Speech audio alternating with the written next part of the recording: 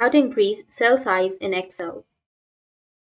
So if you want to increase the cell size in your Excel, then what you need to do is first you need to open up your Excel application. After opening your Excel, you just need to simply go with an Excel sheet. Under your Excel sheet, now if you want to change the row height, then what you need to do is just simply select the row.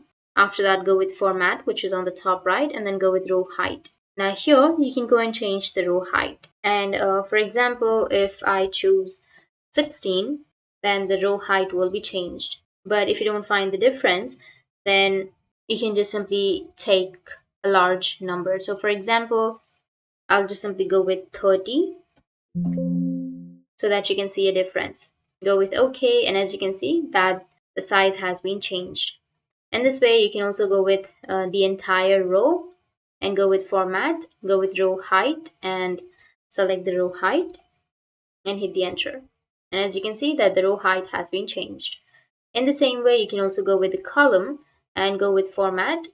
And here you need to go with column width and you can change the column. Like I'll go with 15, go with OK, and that's it. That's how you can increase your cell size in your Excel. And if you have any questions, feel free to comment below. Thanks for watching.